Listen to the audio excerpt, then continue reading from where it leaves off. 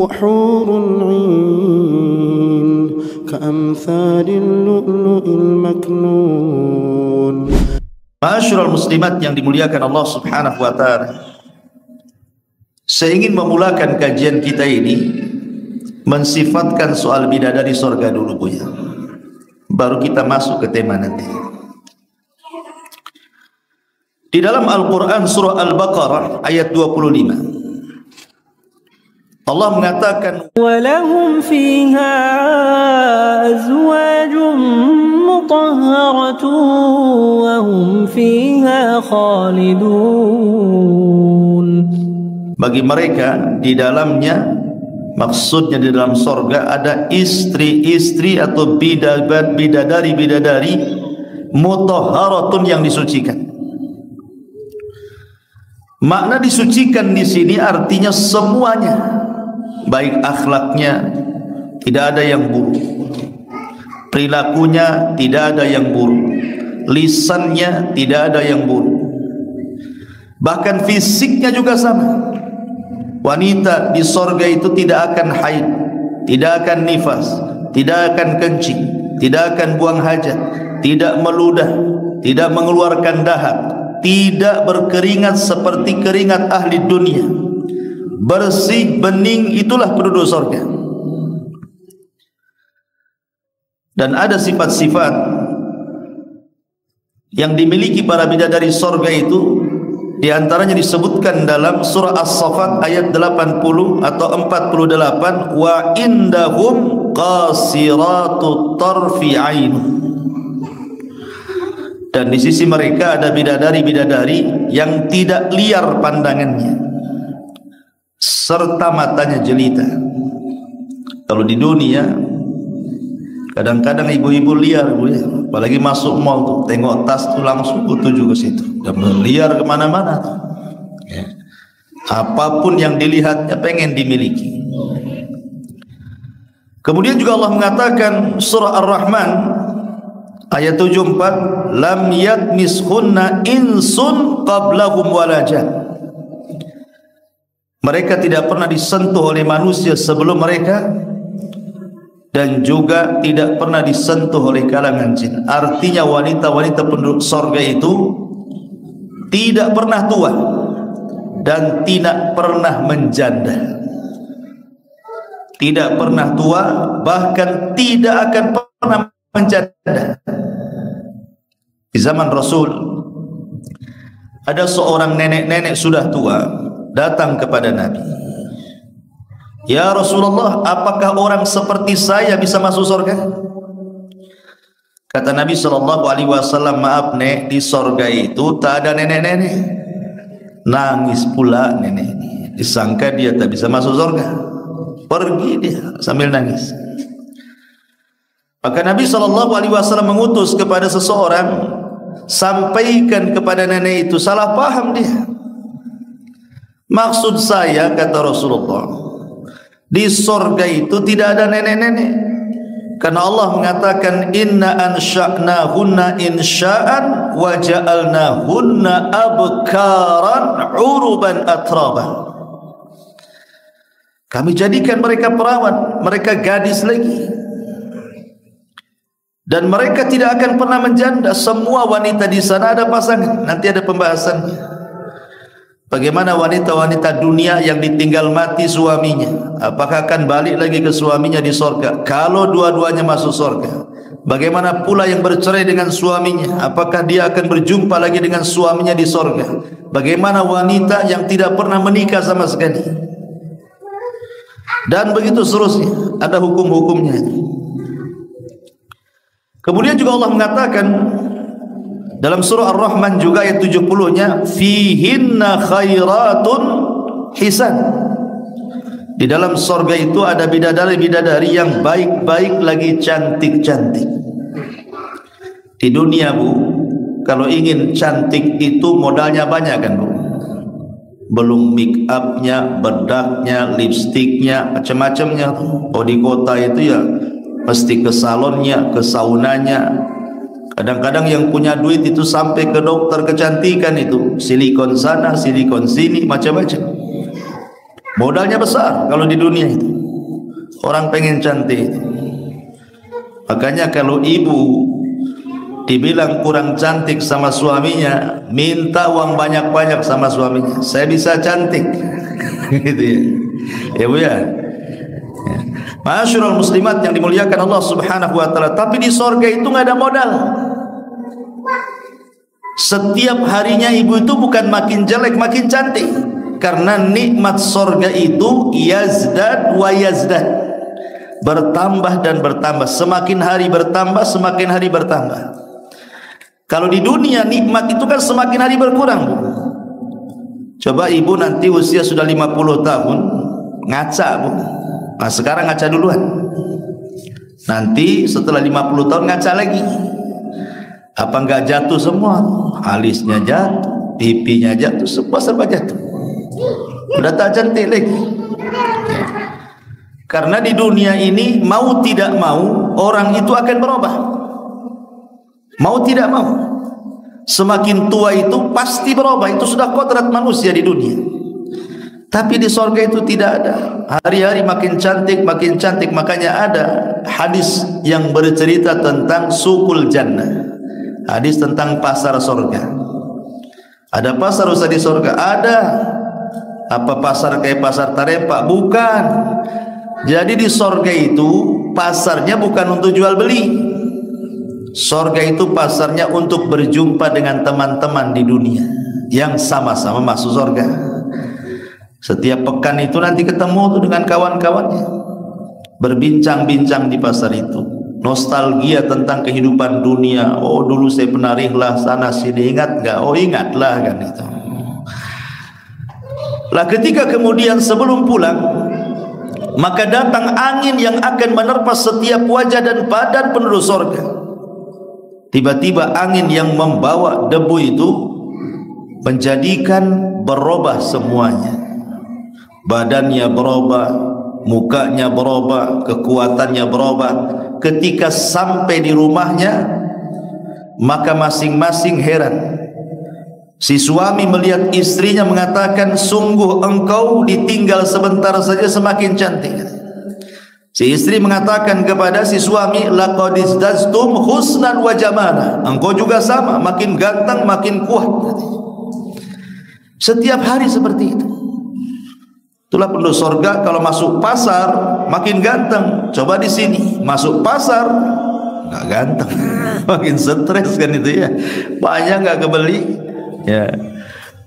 Ma'asyiral muslimat yang dimuliakan Allah Azza wa Jalla. Kemudian juga Allah Subhanahu wa taala mengatakan hurun maksuratun fil khiyam. Bidadari sorga itu jelita, putih bersih, bertahan dalam rumahnya. Jadi kalau sekarang kulit ibu-ibu hitam, gak usah sedih Bu. Nanti masuk sorga putih sendiri itu. Kadang orang gara-gara kulit saja kurang pede itu. Jadi ada orang-orang yang sengaja pakai jilbab syar'i, pakai cadar supaya tak nampak kulitnya, bukan kan nutup aurat kan gitu ya. Karena ada orang yang merasa jatuh gitu ya. Padahal ciptaan Allah itu laqad khalaqal insana fi ahsani taqwim. Tidak ada yang jelek, mau hitam, mau pesek, mau mancung, mau gondrong, mau pendek, semua sama. Ciptaan Allah itu baik. Makanya tidak boleh seseorang itu mencela fisik. Kalau orang mencela fisik itu sama dengan mencela yang menciptakannya. Oh dasar pesek, berarti mencela Allah itu. Allah yang membuat dia pesek.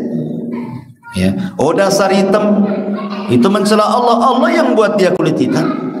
Bukan kehendak dia, kan maunya itu orang keluar hitam apa putih semua, tapi kan bukan ikhtiar kehendak. Itu Allah yang menentukan. Dan ketika Allah menentukan itu ada kebaikan. Kemudian juga Allah Subhanahu wa taala juga mengatakan dalam surah Al-Waqiah 35, inna ansha'nahunna insha'an. Sesungguhnya kami menciptakan bidadari itu dengan langsung. Faja'alnahunna abkara. Dan kami jadikan para bidadari itu senantiasa gadis. Senantiasa gadis. Walaupun digauli setiap hari, dia tidak pernah menjadi tidak gadis, hilang keperawanan, tidak. Karena setiap digauli dikembalikan lagi, digauli dikembalikan lagi. Kemudian juga Nabi SAW mengatakan, innal mar'ata min nisa'i ahlil jannah la yura bayadu saqiha min wara'i sab'ina khullah. Sesungguhnya seorang wanita di sorga itu sungguh terlihat putih betisnya di balik 70 gaun sutranya sampai tembus, kan itu ya. Luar biasa gitu. Kadang-kadang kita ini terpukau, mungkin ya ibu-ibu mungkin yang tukang medsos tengok artis, kapan saya kayak dia. Artis nggak ada apa-apanya di sorga itu, mungkin paling jelek dia. Ma'asyiral muslimat yang dimuliakan Allah Azza wa Jalla. Kemudian juga Allah mengatakan ka'annahunnal yaqut wal marjan, seakan-akan bidadari itu permata yakut dan mutiara. Lihat bagaimana Allah istilahkan dengan yakut dan mutiara. Dan begitu seterusnya lah. Enggak usah kita jelaskan panjang lebar masalah bidadari ini. Ibu baca sendiri di Quran tentang bagaimana sifat bidadari itu luar biasa. Sekarang ada ummahat nyeletuk, Ustaz, kalau cerita bidadari yang enak laki-laki katanya. Kenapa? Karena laki-laki itu selain dapat istri, dapat pula bidadari. 70 lagi bidadarinya. Setiap 70 bidadari ada dayangnya. Setiap dayang ada pembantunya. Semua halal. Berapa wanita laki-laki dapat? Kenapa kami wanita tidak diberikan nikmat yang sama? Dapat bidadara juga kan itu. Gimana tuh jawabannya tuh? Kalau dilempar ke kaum laki-laki. Begini Bu ya, saya jawab sedikit baru kita jelaskan tentang lisan penduduk surga. Di dalam Al-Qur'anul Karim Allah Subhanahu wa taala berfirman bahwa kenikmatan penduduk surga itu,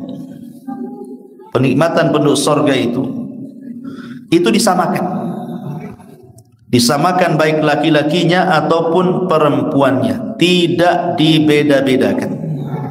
Ingat Bu ya, tidak ada yang membedakan kenikmatan laki-laki dan perempuan kecuali yang dikhususkan Allah. Seperti ya tadi laki-laki dapat sekian bidadari, itu kan kekhususan. Allah lebih tahu tentang nikmat laki-laki dan Allah lebih paham tentang nikmat perempuan. Itu yang harus dipahami. Ya. Alasannya gini Bu ya, kenapa Allah Subhanahu wa taala tidak menyebutkan dalam Al-Quran nikmat wanita dunia yang masuk ke dalam surga? Kenapa Quran tidak menyebutkannya? Yang disebutkan hanya nikmat bidadari, sementara bidadari itu bukan penghuni dunia yang masuk surga, memang diciptakan oleh Allah di dalam surga. Kok Quran tidak menjelaskan? Sebagian ulama mengatakan bahwa wanita-wanita dunia kalau dia masuk ke dalam surga, maka dia jauh lebih cantik, lebih indah, lebih bening, lebih daripada bidadari. Makanya tidak diceritakan. Cukuplah bidadari itu sebagai gambaran. Kalau bidadari saja sedemikian cantiknya, macam mana ibu yang masuk surga? Itu maksudnya. Dan ini ditanyakan oleh Ummu Salamah radhiyallahu anha kepada Rasul. Kata Ummu Salamah, ya Rasulullah, bagaimana nasib wanita-wanita dunia kalau masuk ke dalam surga? Kenapa Al-Quran tidak menyebutkan tentang keindahan mereka?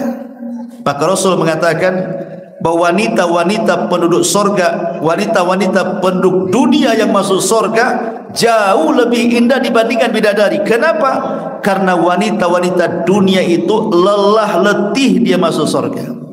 Sementara bidadari itu tidak ada lelah letih beramal, memang sudah di surga mereka. Karena amalannya itu. Kemudian yang kedua, wanita itu memiliki sifat malu. Wanita itu memiliki sifat malu, dan sifat malu itu biasa disembunyikan. Makanya kenikmatan wanita itu disembunyikan, tidak disebutkan.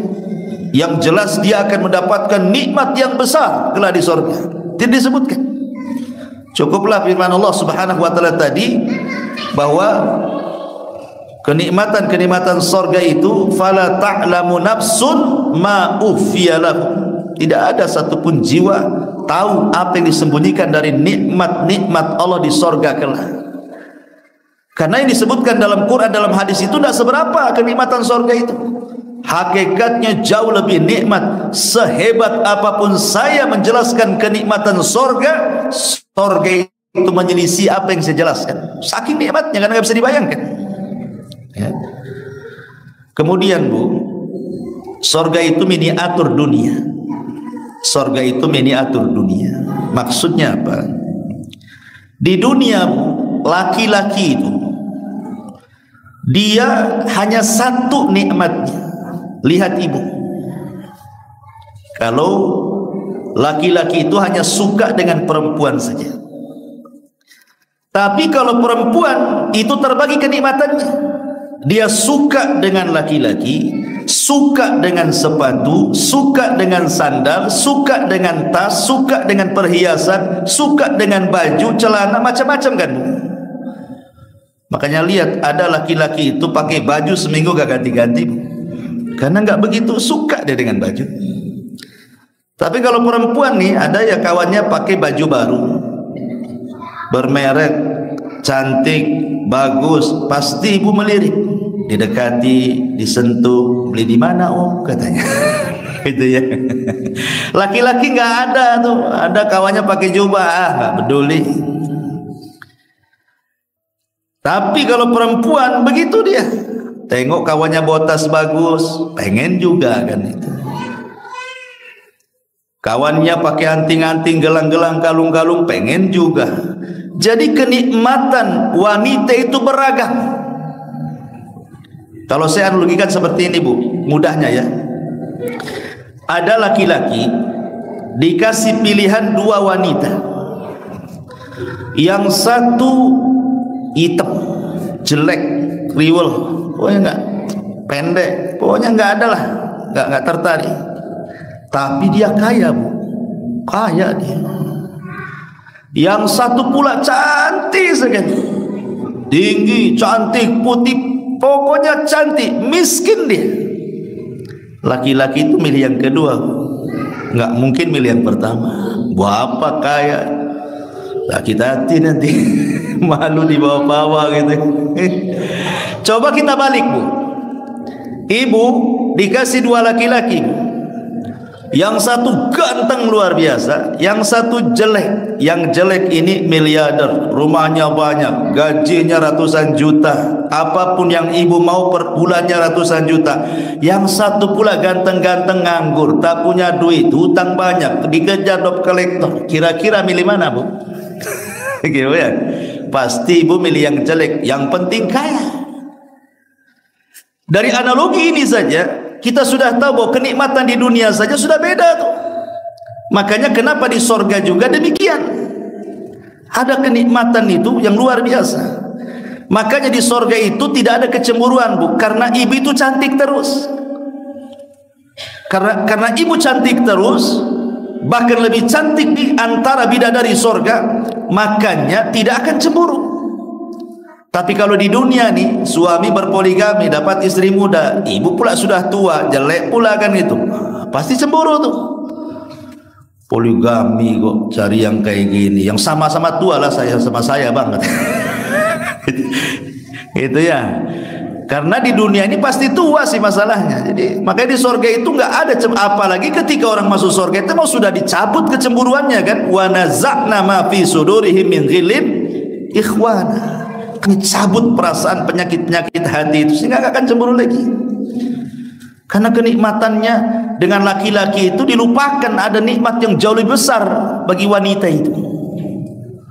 Ma'asyiral muslimat yang dimuliakan Allah Azza wa Jalla. Kemudian juga apapun yang dikehendaki di surga itu pasti ibu dapat di dunia, Bu. Terkadang ibu punya kehendak dan belum tentu dikabulkan kan, Bu. Minta sama suami, tolonglah bang, orang sebelah itu baju bagus, tas bagus, gelang-gelang, anting-anting, kapan lah saya dikasih, katanya. Asibok kresek sana sini, katanya. Belum tentu dikabulkan suami kan, Bu. Ibu punya kehendak itu belum tentu dikabulkan suami. Paling suami paling tinggi, ya nanti nabung dulu, sabar, kan itu. Macam-macam jawabannya. Tapi di sorga itu keinginan ibu dilaksanakan, ada semua. Apapun yang kita kehendaki Allah kabulkan. Pertanyaan, di sorga bisa hamil nggak Ustaz saya? Bisa punya anak nggak di sorga? Kata ulama mengatakan penduduk sorga itu tidak akan hamil. Penduduk sorga itu tidak akan punya anak. Penduduk sorga itu hanya senang-senang saja sama suaminya, tapi tak punya anak. Kenapa demikian? Begini, Bu ya.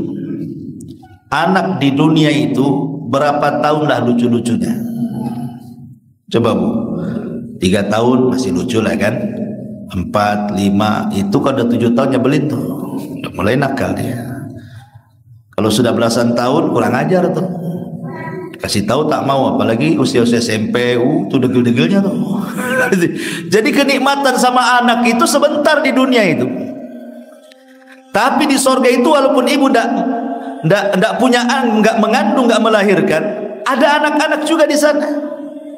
Anak-anak orang kafir yang mati masuk sorga, anak-anaknya orang yang beriman gitu ya. Makanya Allah mengatakan dalam Al-Quran itu, yatufuna alaihim wildanun mukhalladun. Maka akan ada anak-anak kecil yang lucu-lucu. Lucunya itu mukhallad, Bu. Mukhallad itu lucu terus. Nggak ada waktu-waktu nggak lucunya, lucu terus gitu ya. Itulah luar biasa anak-anak yang ada di sorga itu ya. Ma'asyiral muslimat yang dimuliakan Allah Azza wa Jalla. Kemudian juga yang namanya kehamilan, yang namanya kelahiran itu kan menyakitkan kan. Di sorga itu tidak ada yang menyakitkan.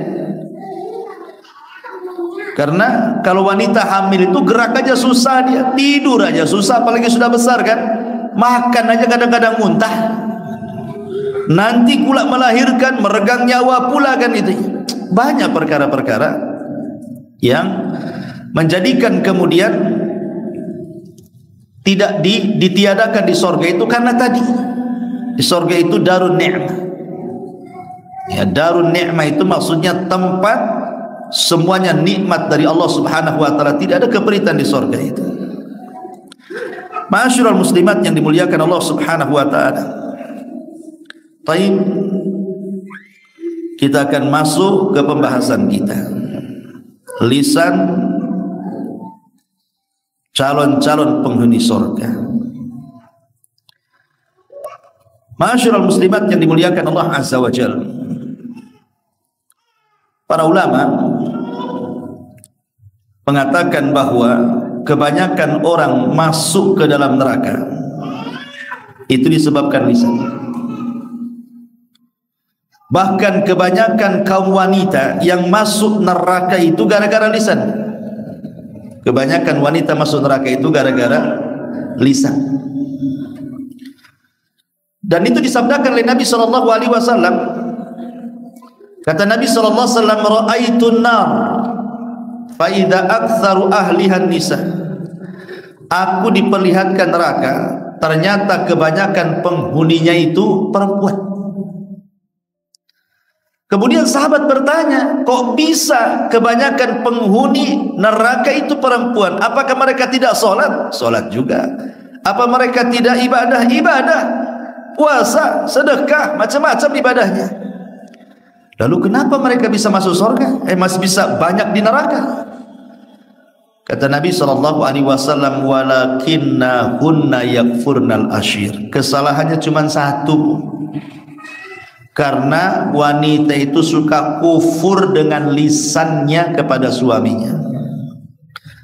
Kalau suaminya ini bertahun-tahun berbuat baik sama ibu, satu hari berbuat salah, ibu katakan, engkau belum pernah berbuat baik kepadaku, engkau tidak pernah memberikan perhatian kepadaku, engkau begini, keluar semua tuh. Ya. Dari sini menunjukkan bahwa Wanita-wanita kebanyakan masuk neraka itu gara-gara lisan. Jadi kalau ibu ingin masuk surga, jaga lisan. Seperti apa menjaga lisan itu? Saya fokuskan kepada perempuan ya. Laki-laki itu jarang pakai lisan, dia pakai tangan aja dia. Lama pakai lisan itu. Ada perkataan Al-Imam Al-Ghazali, Al-Imam Al-Ghazali yang disebutkan juga di dalam Syarah Ghayatul Muntaha, ketika menyebutkan wanita-wanita yang dilarang untuk dinikahi karena punya sifat-sifat buruk. Kemudian disebutkan sifat-sifat buruk itu apa saja. Kata beliau ada 6 sifat buruk yang ada pada seorang wanita. Yang pertama kata beliau, kata Imam Al-Ghazali rahimahullahu ta'ala, yukrahu nikahul hannanati wal mannanati wal annanati wal haddaqati wal barraqati wasyadzaqati wal mumarridati. Apa maksudnya di sini? Ini ibu harus jauhi sifat-sifat ini. Kalau ibu ingin masuk surga, jauhi sifat-sifat ini. Karena sifat-sifat ini bentuk penentangan kepada suami yang menunjukkan kebanyakan wanita masuk neraka. Kalau ibu terhindar dari sifat-sifat ini, Bu, berarti lisan ibu lisan penduduk surga. Apa itu? Yang pertama, annanah. Annanah itu perempuan yang banyak mengeluh, banyak mengadu, suka garuk kepala. Maka jauhi, jangan suka mengeluh ya. Tapi jadilah wanita qanaah. Kalau memang suami sudah berusaha, dia sudah tanggung jawab sebenarnya. Memang Allah belum rizkikan rizki yang luas gitu ya. Kalau beberapa keinginan ibu ini belum terpenuhi, qanaah, ridha dengan pemberian Allah. Jadilah wanita yang kebalikan daripada anan. Jangan suka ngeluh. Tolonglah bang, tolonglah bang. Nah, itu kan itu ngeluh ya. Ya. Ini yang pertama. Yang kedua, hannanah. Hannanah itu perempuan yang menyayangi suami orang lain atau menyayangi anak dari suami sebelumnya hingga mengabaikan hak suami yang baru. Ini kalau memang posisinya dia janda menikah dengan suami baru. Jangan suka membanding-bandingkan. Ah, kok ini kok tak seperti suami sayang dulu katanya. Saya kira nikah dengan kamu itu makin bahagia, makin bahaya katanya. Gitu ya. Jangan dibanding-bandingkan. Atau lebih sayang kepada anaknya dibandingkan kepada suaminya, diurusnya anaknya itu. Suaminya pula tak diurus. Itu disebut hannanah. Maka jangan suka membanding-bandingkan. Ini yang kedua. Yang ketiga, haddaqah. Perempuan yang selalu menilik segala sesuatu sehingga ia menginginkannya dan membebani suaminya untuk mendapatkannya. Jangan ya Bu, kadang-kadang ada ibu-ibu itu aneh gitu kan, dari rumah jelas catatan belanjanya, cabai sekian, bawang sekian, merica sekian, sayur sekian gitu kan. Masuk ke pasar, tak dapat pembawa dapur, dapat pula pakaian yang enggak kecatat pula kebeli dia. Atau masuk pasar itu tidak fokus beli bumbu Bu, tetapi sengaja jalan-jalan dulu, tengok pakaian, tengok sandal, tengok tas, itu sudah digambarkan. Ah, pulang baru dia ngomong sama suaminya, bang tadi saya lihat tas bagus bang. Mulai dikompor itu suaminya. Ah, itu wanita haddaqah namanya. Melirik sesuatu langsung ngomong sama suaminya, belilah bang. Jangan, ini bukan sifat penduduk surga kayak gini. Kemudian yang keempat, barraqah. Apa itu barraqah? Barraqah ini ada dua makna. perempuan yang sepanjang harinya hanya berhias saja, berhias. Kalau soal kecantikan, masya Allah. Tapi kalau mengerjakan hak keluarga malas dia, masak malas, ngurus anak malas, berdandan aja. Jadi pikirannya itu kebeli ke alat-alat kosmetik saja. Ataupun yang dimaksud barokah di sini,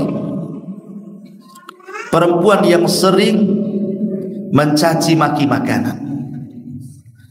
Jangan Bu ya, ibu diajak suami ini jalan-jalan kuliner. Mungkin suami kurang duitnya, harusnya masuk restoran A, masuk pula ke restoran B. Harusnya ke warung makan terkenal, masuk pula ke warung makan biasa. Harusnya ke yang berbintang, singgah pula di kaki lima. Umpamanya dalam pesan makanan, iya memang ibu pandai masak gitu, tapi lah hormatilah suami sudah belikan makanan itu. Jangan bilang masakan pula masih lebih baik daripada ini gitu. Ada tuh ya, ngapain kau bawa ke sini, masakanku lebih baik katanya. Ini hanya kasih garam, kasih ini, kasih. La haula wala quwata illa billah. Nggak boleh kayak gitu. Nabi itu tidak pernah mencela makanan. Kalau suka dimakan, kalau tak suka tinggalkan. Tak usah dicaci makanan itu. Ya. Atau ibu ke kondangan, mungkin di kondangan masak, kan namanya kondangan pasti kan ada makanan. Kemudian ibu makan sedikit, sampai rumah ngomong sama suaminya, makan kenyang ya di sana kan, di kondang apa makanannya gak enak. Ibu ya, jangan Bu, itu namanya barokah, itu tak boleh. Kemudian yang selanjutnya, yang kelima, syadzaqah. Jadi yang pertama mannana, yang kedua hannana, yang ketiga hadzaqah, yang keempat barokah, yang kelima sadzaqah. Apa itu sadzaqah itu? Ini perempuan yang cerewet. Sadzaqah ini perempuan yang cerewet, perempuan yang banyak ngomong. Makanya Rasul itu tidak suka gitu ya. Kata Rasulullah SAW, inna abghadakum ilayya wa ab'adakum minni majlisan yaumal qiyamah ats-tsartsaruna al-mutasyaddiquna al-mutafaihikuna. Sesungguhnya orang yang paling aku benci sesungguhnya yang paling aku benci dan paling jauh tempat dudukku kelak pada hari kiamat denganku adalah seseorang yang banyak berceloteh, orang-orang yang gemar bicara, dan al-mutafaihikun. Di sini dijelaskan. Jadi sadzaqah itu Bu, mungkin kalau kasarnya mulut ember lah gitu, mungkin bahasa kitanya ya. Dasar mulut ember gitu. Maksudnya banyak ngomong gitu. Padahal seorang wanita itu kan lebih ke perasaan malu sebenarnya kan. Jadi kalau tidak ada manfaat di situ, tidak usah banyak bicara. Ya, apalagi kalau sudah merepet, kita pula satu kalimat, ibu pula 100 kalimat.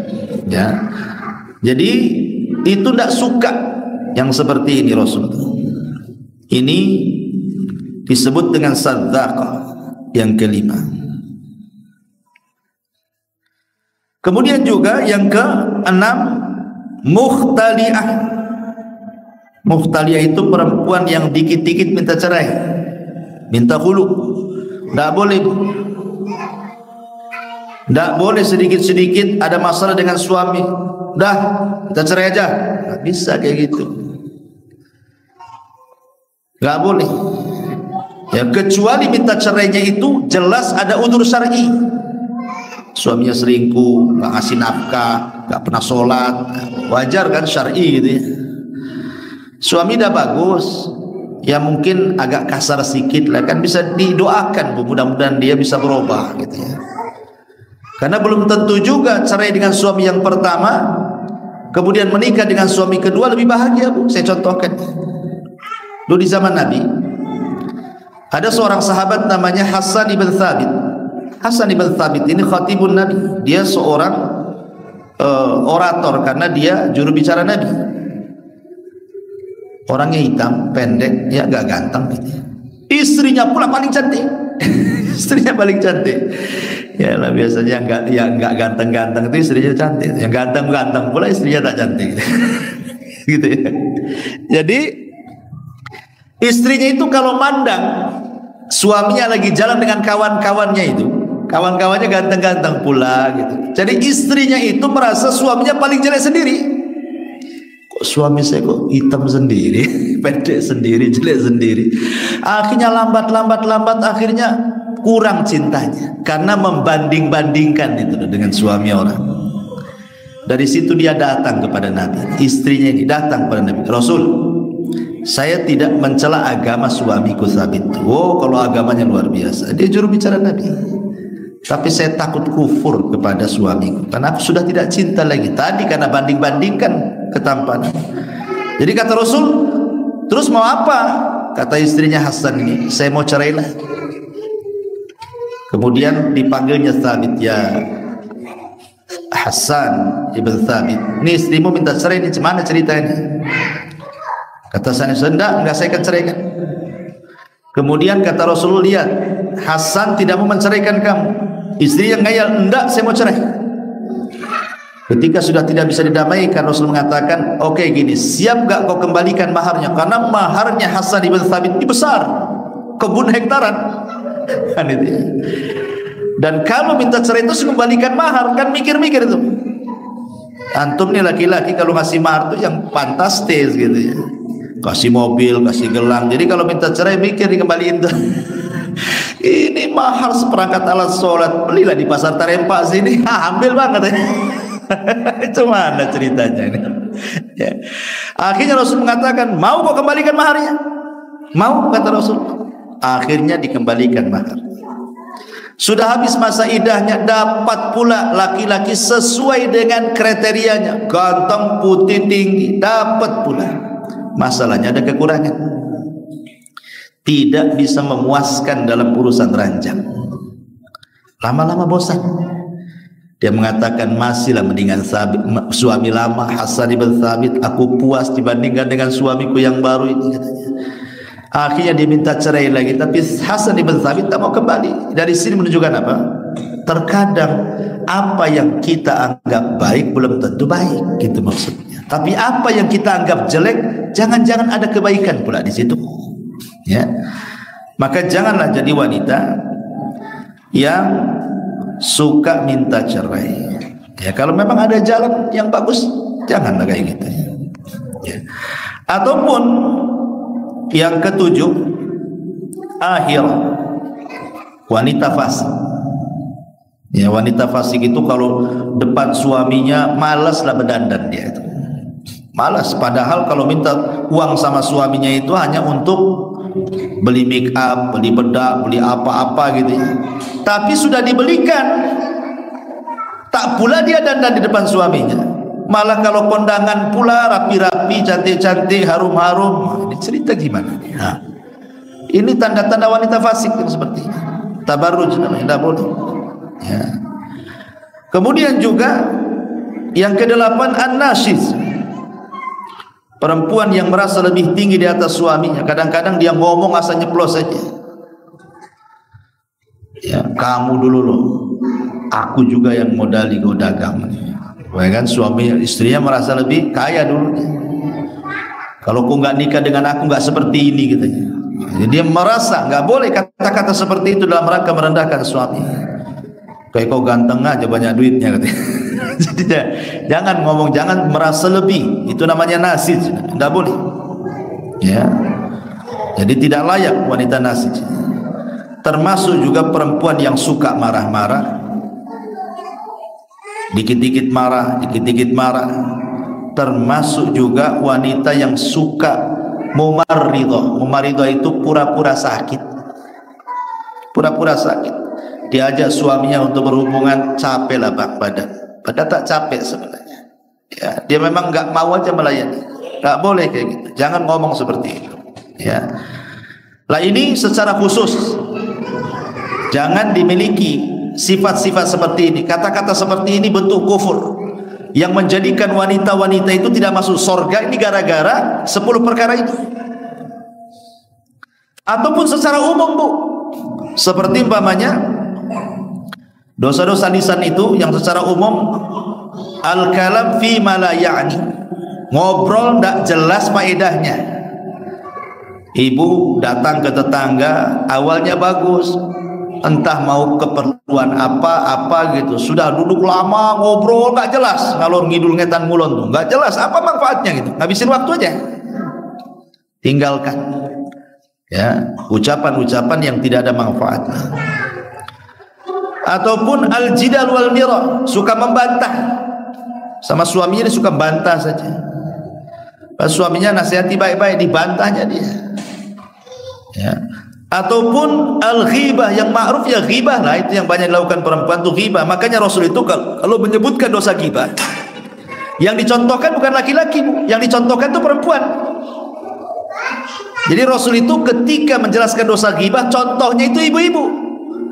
Ketika sahabat mengatakan, ya Rasulullah, inna fulanatan taqumul laila wa tasumun nahar wa taf'al wa tasaddaqat bi fuduli amwaliha. Rasul, ada loh seorang ibu, ibu dia ngomongnya, ada loh seorang ibu, Masya Allah, sholat malam, puasa sunnah, sedekah, berbuat baik, gak pernah tinggal. Kekurangannya satu, Nabi, walakin tu'dhi jiranaha bilisaniha, tapi lisannya itu ngeri, setajam silet kater, ngomong itu tersakiti semua. Apa kata Rasul? Percuma tuh amalan-amalannya, wanita itu layak masuk neraka. Lah ya, kenapa kok Rasul mencontohkan, sahabat ini mencontohkan wanita ketika bicara soal ghibah? Karena umumnya yang suka ghibah itu, yang punya majelis ghibah itu biasanya perempuan. Laki-laki jarang ghibah, ada laki-laki ghibah. Laki-laki ini ghibahnya ghibah politik, laki-laki itu. Itu udah ghibahnya politik. Kalau perempuan kan nggak mau cerita politik. Perempuan itu ghibah tetangganya, ghibah kawannya, ghibah satu majelis taklimnya, ya kan? Nah, ini hindari, karena ini bukan perkataan penduduk sorga. Di sorga itu nggak ada ghibah. Di sorga itu tidak ada yang menyakiti. Semua lisan penduduk sorga itu salam. Makanya pertama kali masuk ke dalam sorga, ucapan penduduk sorga, malaikat mengatakan apa? Salamun alaikum bima sabartum. Keselamatan bagi kalian atas kesabaran kalian. Dan Allah pun langsung mengucapkan salam kepada penduduk sorga. Dan seluruh penduduk sorga ucapannya salam. Apa salam? Ucapannya selamat, tidak memadaratkan diri sendiri, tidak pula menyakiti orang. Kan sekarang banyak nih, satu ucapan viral, akhirnya dilaporkan polisi, padahal gara-gara ngomong tuh orang tersinggung kan ya. Di surga itu tidak ada, semuanya salam, keselamatan, ngomongnya itu enak, ngomongnya itu luar biasa sedap didengar gitu ya. Baik diri sendiri atau orang lain ya.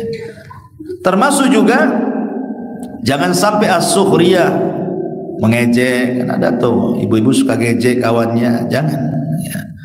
Termasuk ifsya'u asrarin nas, menyebar keburukan orang, yang lebih parah lagi keburukan keluarga pula disebar. Ini bahaya, itu bukan sifat penduduk surga. Ataupun namimah, namimah ini bahaya lagi. Kumpul gas ke sana kemari, dinyalain sana, nyalain sini gitu ya.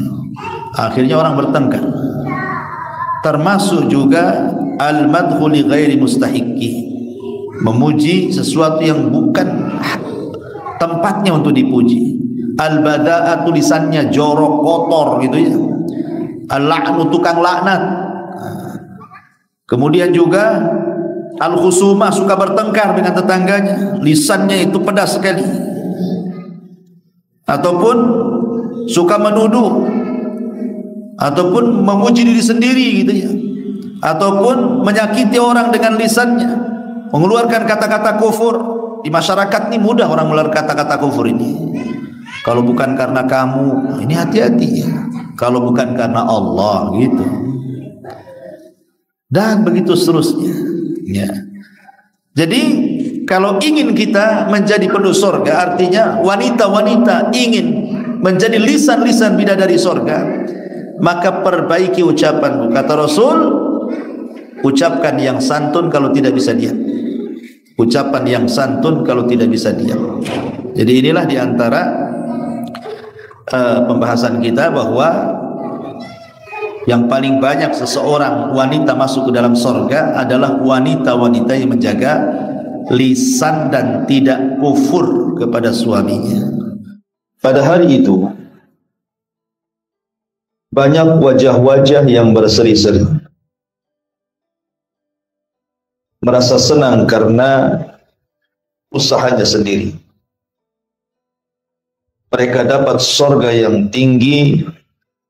Di sana tidak mendengar perkataan yang tidak berguna.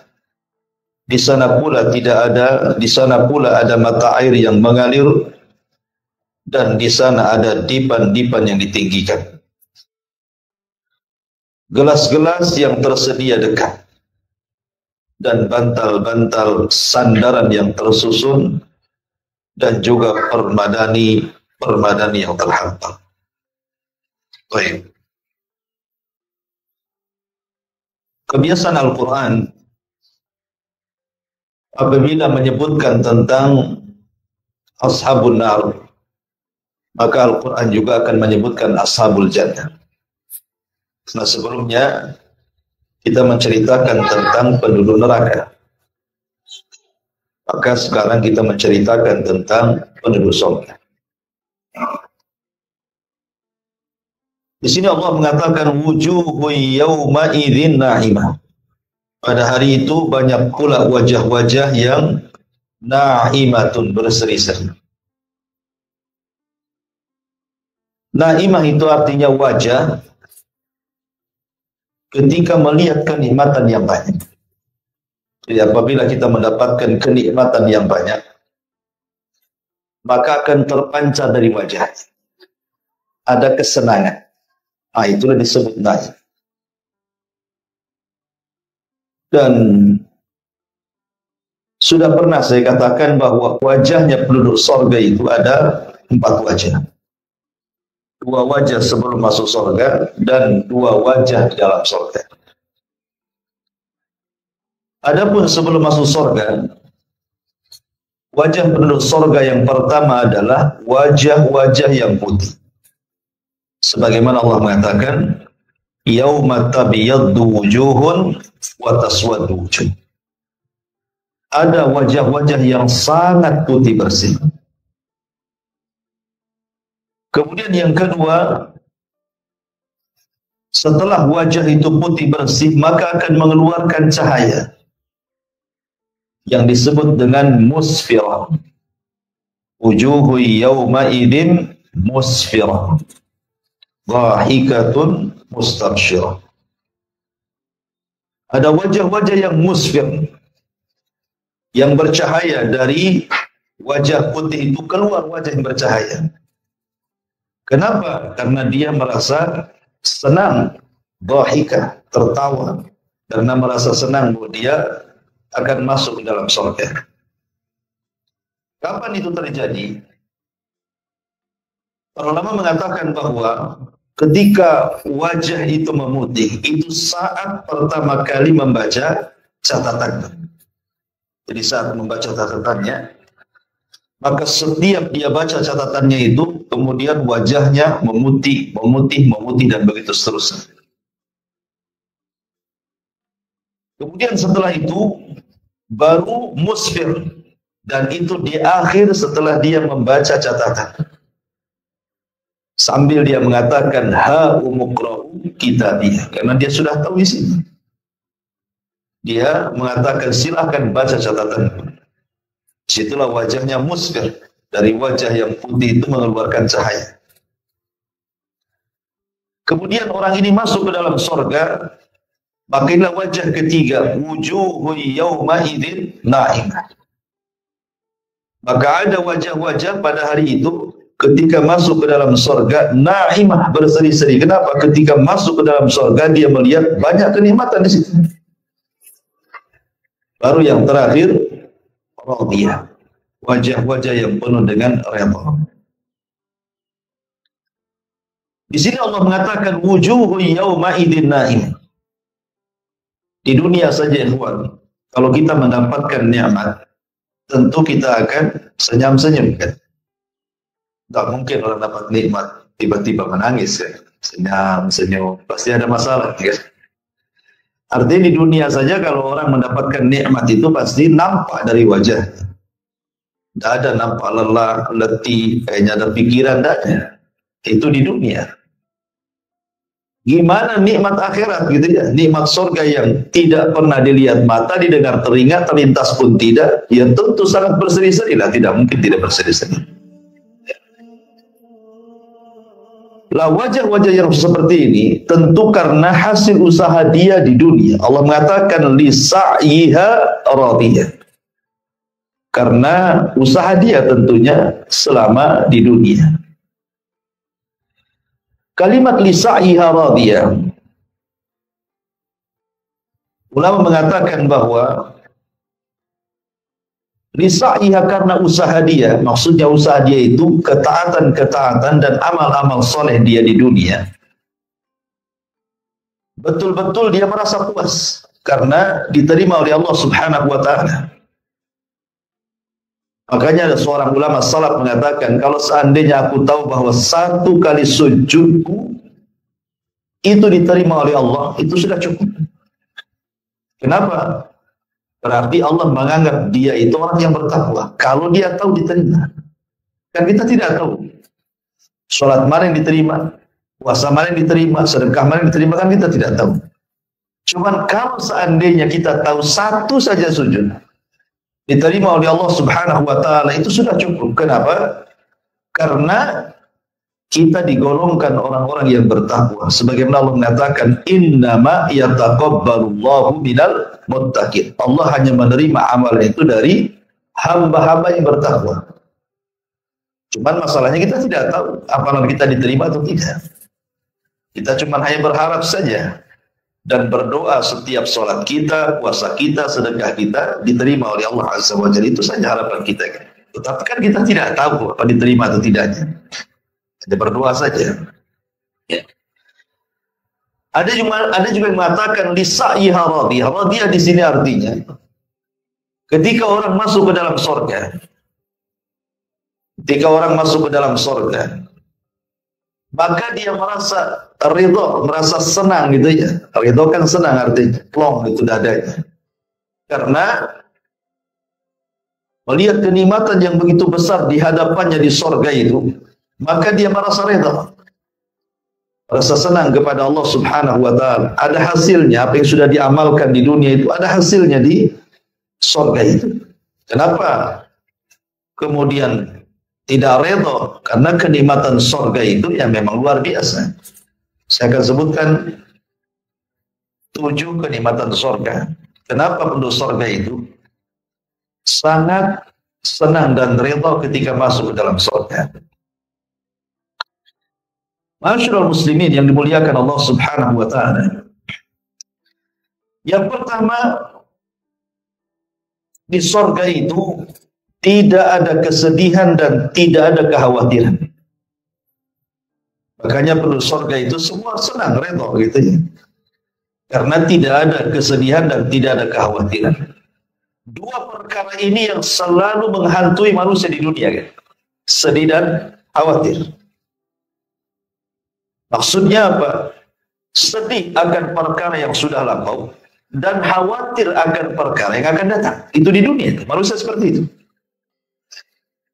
Sedih karena usahanya kemudian gulung tikar, sedih karena orang dicintainya meninggal dunia, sedih karena pokoknya sedih itu biasanya mencakup sesuatu yang telah berlalu.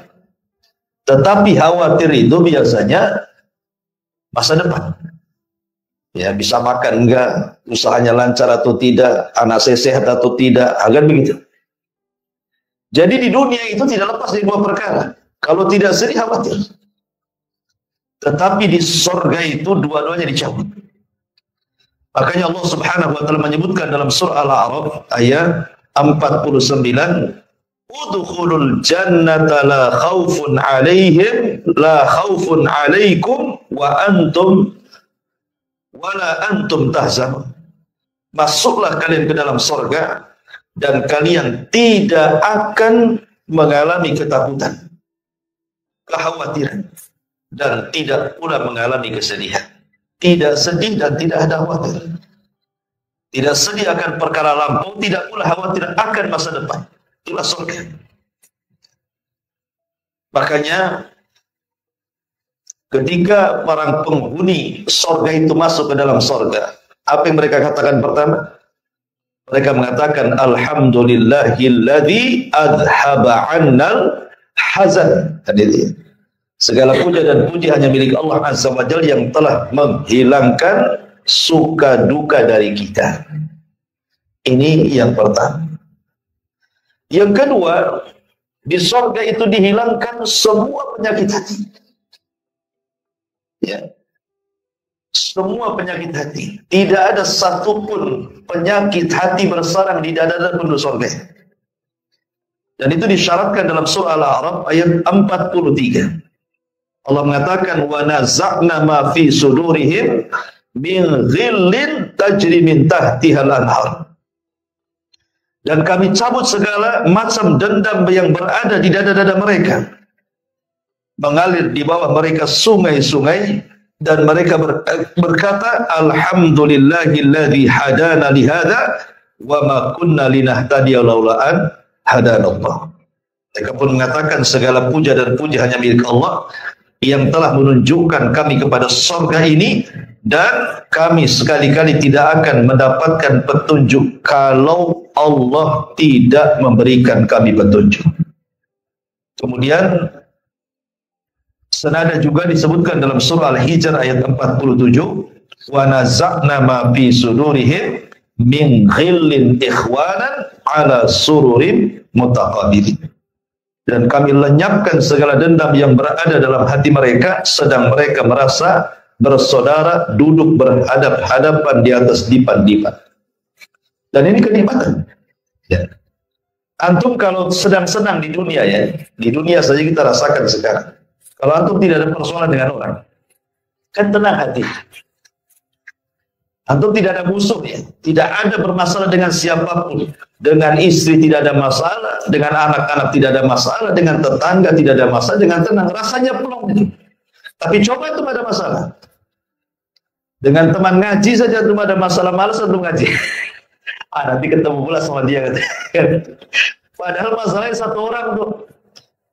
Gimana kalau antum masalah dengan banyak orang, apalagi masalah dengan istri, gak kerasa antum tinggal di rumah. Pokoknya gak kuas saja antum. Itu terasa tuh. Kalau hati itu ada masalah, di surga nggak ada masalah-masalah kayak gini. Jadi ditenangkan semuanya hati kita di surga. Ya, jelas kita redha tinggal di surga, ya kawan. Ya kan? Kemudian yang ketiga, penghuni surga itu tidak akan merasa lelah. Tidak pun merasa letih. Allah Subhanahu wa taala mengatakan dalam surah Al-Fajr 35, Allah mengatakan alladzi ahallana daral muqamah min fadlihi la yamassuna fiha nasabun wa la yamassuna fiha lughub. Yang menempatkan kami dalam tempat-tempat yang kekal, maksudnya di surga, dari karunia Allah. Di dalamnya kami tidak merasa lelah dan tidak pula merasa letih. Dan Allah juga mengatakan dalam surah Al-Hijr ayat 48-nya, la yamassuhum fiha nasabun wa ma hum minha bimukhrajin.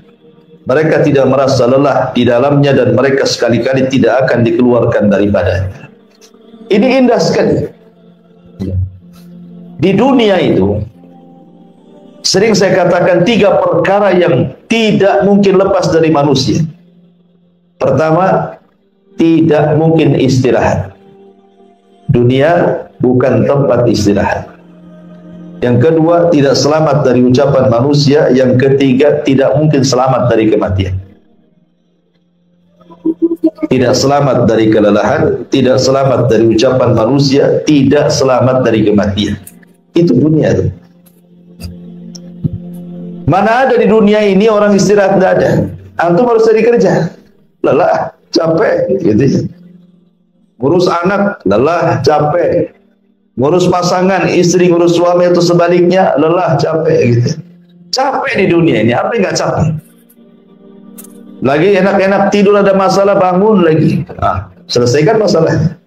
Selesai masalah ini, datang pula masalah yang lain. Jadi di dunia ini tidak mungkin orang itu istirahat gitu ya. Pasti ada aja masalah. Masalah keluarga, masalah ekonomi, masalah tetangga, masalah masyarakat, macam-macam masalah itu. Diomongin orang, diomelin orang, difitnah orang, macam-macam, ya kan? Tetapi orang masuk surga itu tidak akan ada keletihan dan tidak ada kecapean, karena nggak kerja di surga itu.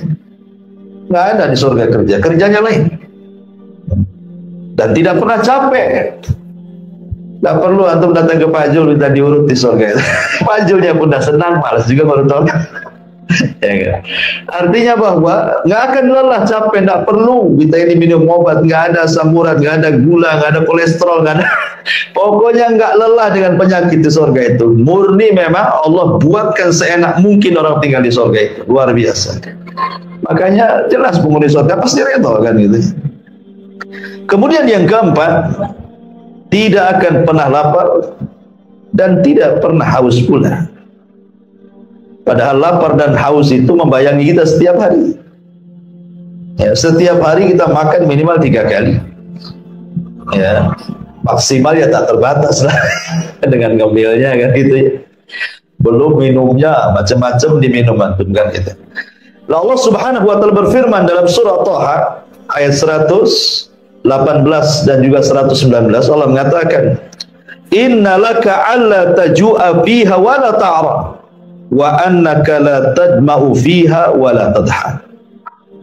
Sesungguhnya kamu tidak akan kelaparan di dalamnya dan tidak akan telanjang, artinya pasti akan berpakaian. Ya. Dan sesungguhnya kamu tidak akan merasa dahaga dan tidak pula akan ditimpa panas matahari di dalamnya. Jadi enak gitu ya. Maknanya tidak ada kelaparan, yang memang tidak bekerja. Makanan sudah jahit, sudah siap.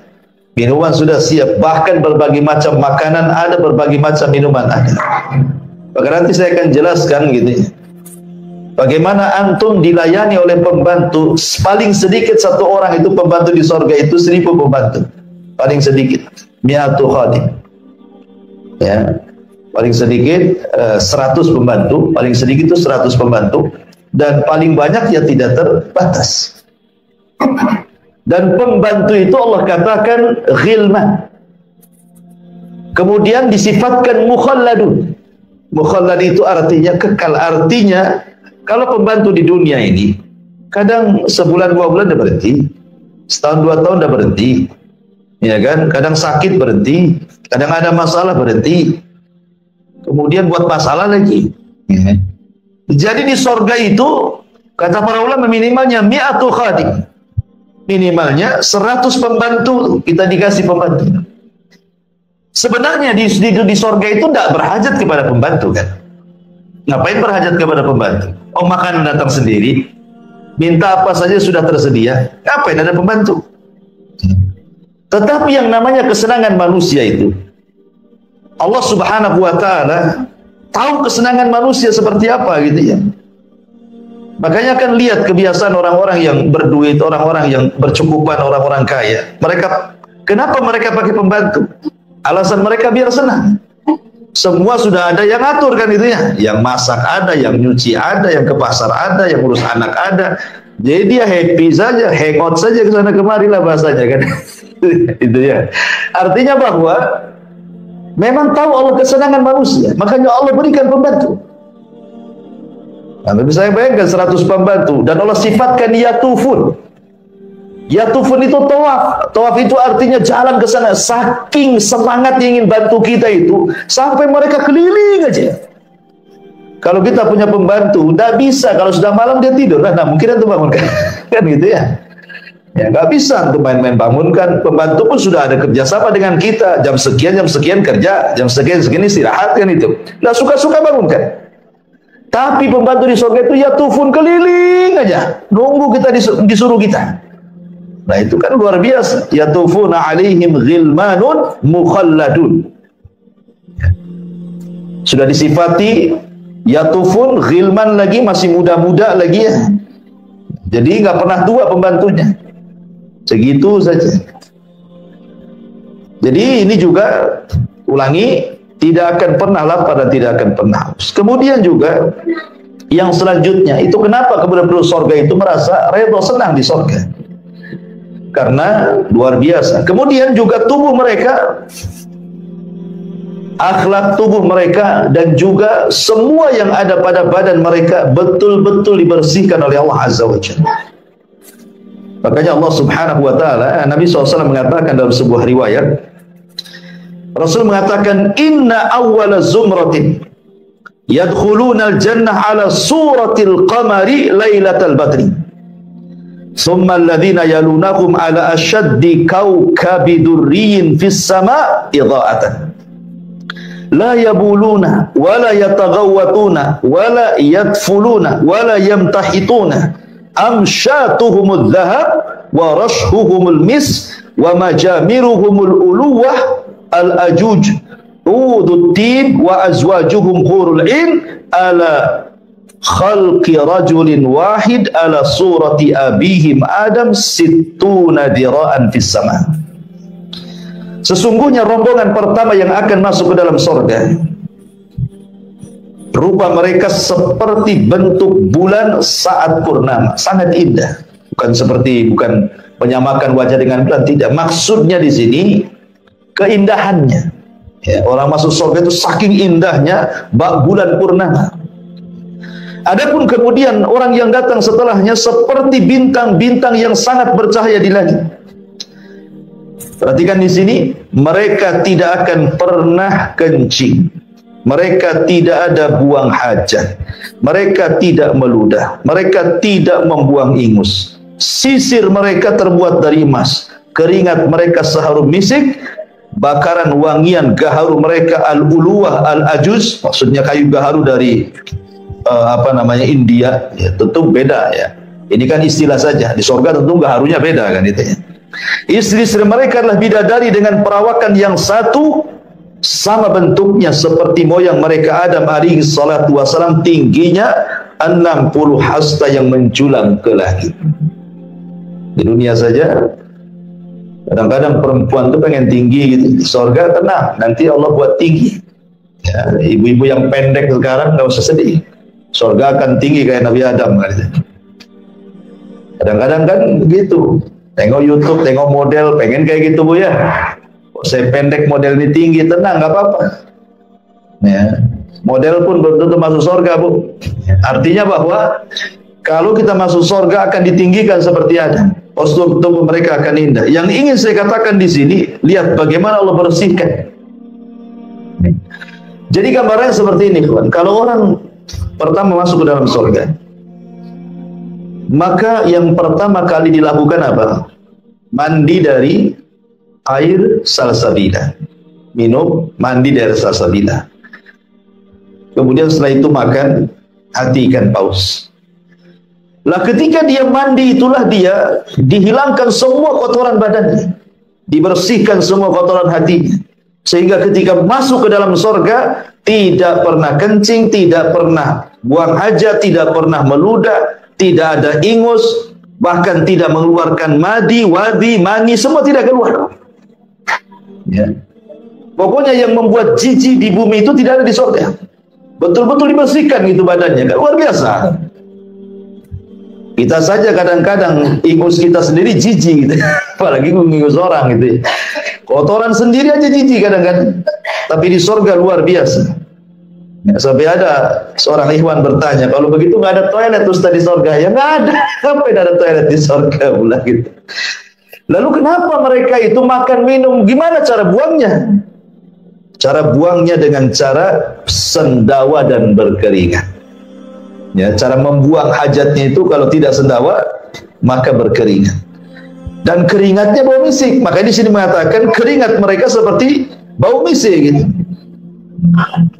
Kita saja kadang-kadang ke WC umum, kalau bau itu tidak jadi ditahan kencing. Malas di sini bau, saya itu lain aja, cari pom bensin lain ya. Ini kotor kali di sini. Di surga itu luar biasa. Kenapa penduduk surga itu radiyah? betul-betul senang dan redha, ya karena seperti ini. Ya.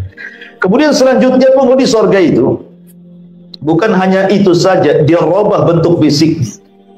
Ya, mungkin yang di dunia dianggap tidak tampan, di surga tampan. Di dunia dianggap tidak cantik, di surga semua cantik. Kenapa? Karena ketika Allah Subhanahu wa taala menceritakan tentang sukul jannah, surga itu ada pasar kan? Kata Nabi SAW, inna fil jannati lasuqa. Di surga itu ada pasar. Ya'tunaha kulla jum'ah. Mereka datang setiap hari Jumat. Di dunia namanya hari Jumat, di surga namanya Yaumul Mazid, hari tambahan nikmat. Kemudian Rasul mengatakan, fatahubbu rihus shimal fatahsu fi wujuhihim wa thiyabihim fayazdaduna husnan wa jamala. Setiap Jumat mereka ke pasar, kemudian sebelum pulang menemui pasangan-pasangan mereka, maka akan datang angin, ya, bertiup angin utara, lalu menghembus di wajah dan pakaian mereka, dan tiba-tiba seperti disulap gitu ya, wajah mereka makin tampan, makin cantik, pakaian mereka pun makin luar biasa. Karena penduduk surga itu berapa lapis pakaiannya? 70 lapis kain sutra. Antum melihat tuh raja-raja dulu itu kalau pakai pakaian berlapis-lapis. Ya. Jadi penduduk surga itu sekali pakai itu pakaiannya 70 lapis kain sutra. Maka satu lapisan akan lebih baik lagi dibandingkan lapisan satunya. Jadi kalau kita buka lapisan satu lebih indah lagi, dibuka lagi lebih indah lagi, lebih indah lagi, dan begitu seterusnya. Sementara kain sutra di dunia diharamkan bagi laki-laki, tidak boleh. Ya. Dan akan dihalalkan di surga bagi laki-laki. Kemudian yang terakhir tentunya yang berapa ini? Bernaf, ya, selalu diabadikan, tidak pernah tua, bahagianya diabadikan, kenikmatannya diabadikan, dan semuanya serba abadi. Dan itu dijelaskan di dalam sabda Nabi SAW, yunadi munadin, inna lakum antasikhu falatasqamu abada, wa inna lakum antahyu falatamutuna abada, wa inna lakum antashibbu falatahramu abada, wa inna lakum antan'amu falatab'asu abada. Kata Nabi SAW, maka datanglah penyeru, sesungguhnya kalian hidup dan tidak akan pernah mati selamanya. Sesungguhnya kalian sehat, tidak akan sakit selamanya. Sesungguhnya kalian muda, tidak akan pernah tua selamanya. Dan sesungguhnya kalian akan bersenang-senang dan tidak akan bersedih selamanya. Bayangkan juga. 4 perkara ini. Ya. Hidup selamanya, kemudian muda selamanya, sehat selamanya, nikmat selamanya. Apa yang ingin? Yang kita cari lagi coba. Makanya tidak ada kenikmatan di dunia yang Allah berikan kemudian kita mengatakan hasbuka ya Rabb, cukup ya Rabb, kecuali surga. Di dunia ini kalau Allah berikan banyak nikmat, kita tidak akan pernah mengatakan hasbuk, cukup, pasti tambah. Kalau Allah berikan satu lembah emas, pasti minta lembah emas berikutnya. Tetapi di surga itu Allah mengatakan jazaan hisaban. Ya, dalam surah An-Naba itu gimana? Jazaan hisab kan itu ya. Ya. Maksudnya jazaan hisab atau jazaan dan kemudian jazaan kemudian hisaban. Jadi ada 3 nikmat yang Allah berikan. Pertama jaza, yang kedua atau, yang ketiga hisab. Apa maknanya?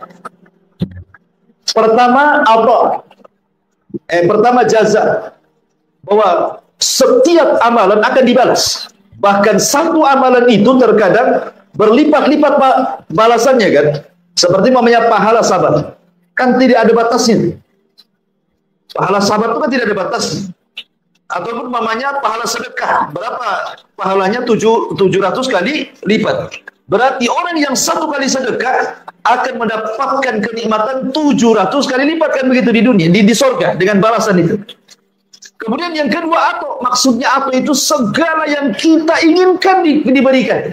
Kemudian maksudnya hisab itu artinya mengatakan hasbuk, cukup ya Allah. Saking banyaknya cukup. Mana ada orang katakan cukup di dunia? Nggak ada. Kalimat cukup itu hanya disebutkan oleh penduduk surga saja. Cukup ya Rabb, sudah cukup ya Rabb.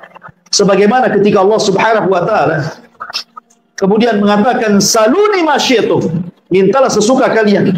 Fahada yaumun masjid, ini hari tambah nikmat kepada kalian. Apa yang mereka katakan? Ya Rabb, alam tubayyid wujuhana wa tudkhilana al-jannah wa tubaiduna anin nar. Ya Rabb, sudah cukup, engkau sudah memutihkan wajah kami, kau masukkan kami ke surga, kau keluarkan kami dari neraka, apa lagi?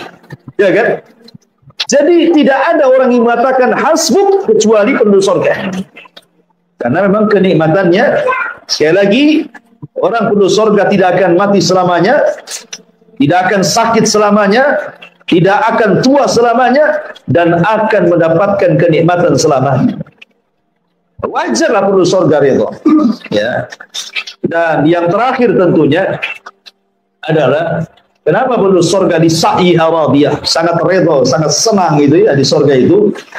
Karena masing-masing manusia Allah berikan satu kerajaan.